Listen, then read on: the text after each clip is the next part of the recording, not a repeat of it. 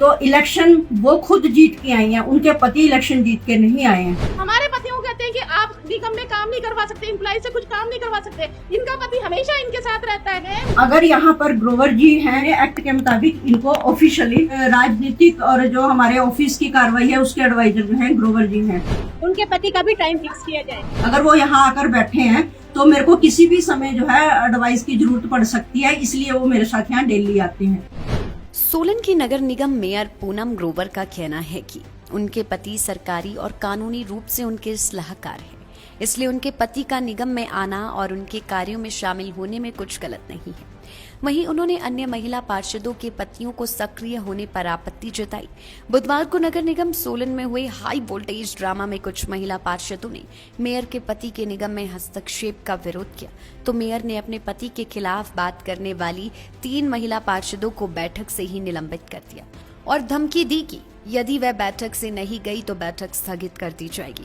महिला पार्षदों का कहना था कि मेयर के पति जो पूर्व में पार्षद का चुनाव हारे हुए हैं, वे सारा दिन निगम कार्यालय में बैठकर हस्तक्षेप करते हैं। मेयर पूनम ग्रोवर से मिलने वाले हर व्यक्ति को पहले उनके पति से मिलना होता है और उन्हें भी अपने काम के लिए कन्विंस करना पड़ता है। आप ये बताओ, ये लोकतंत्र है।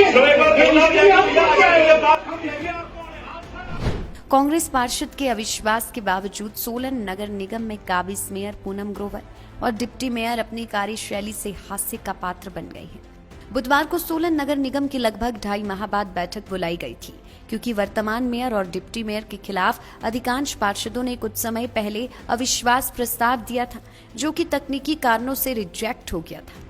इसलिए मेयर और डिप्टी मेयर अब खुलकर विरोधी पार्षदों को पटकनी देने की कोशिश में जुटे हैं। बताया जा रहा है कि मेयर की कार्यशैली के विरोध स्वरूप नगर निगम की बैठक में अनुपस्थित रहने वाले पार्षदों के बजट पर ही कैंची चला दी गई है और तर्क था कि जो बैठक में नहीं आए उन्हें बजट नहीं मिला, मानो मेयर अपने घर से बजट दे रही हो, और ये भी तब जब हिमाचल में कांग्रेस की सरकार सत्तासीन है और कांग्रेस की मेयर ही कांग्रेसी पार्षदों के वार्डों में विकास पर ग्रहण लगा रही है।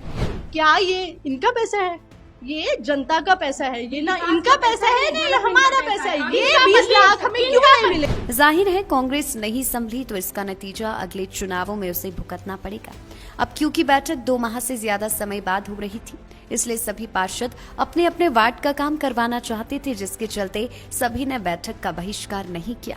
लेकिन राजनीति तो चरम पर पहुंच ही गई है।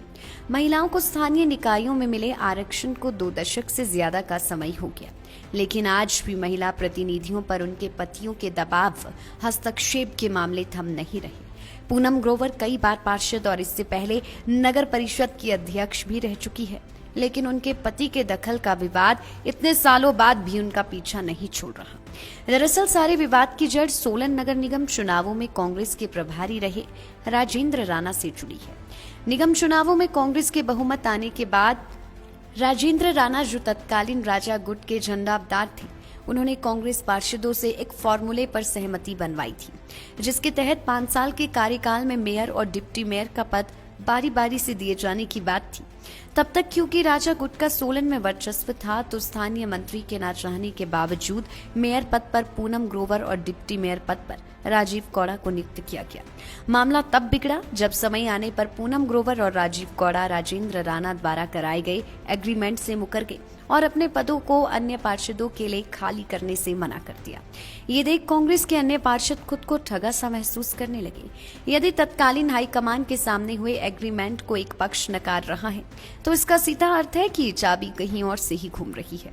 राजा गुट आज सत्ता के किनारे खड़ा है और राज्य में सुक्खू सरकार का जमाना प्रारंभ हो चुका है, लेकिन सोलन नगर निगम के मेयर और डिप्टी मेयर पार्टी की खिलाफत करके भी शान से अपनी कुर्सियों पर डटे हैं। बताया जाता है कि मेयर और डिप्टी मेयर स्थानीय मंत्री की भी परवाह नहीं कर रहे और उनके सामने कई बातों से भी बाद में मुकर गए। आने वाले समय में ये विवाद तेज होगा और कांग्रेस को अपना घर संभालने के लिए कड़ी मशक्कत करनी पड़ेगी। Desk report Solan.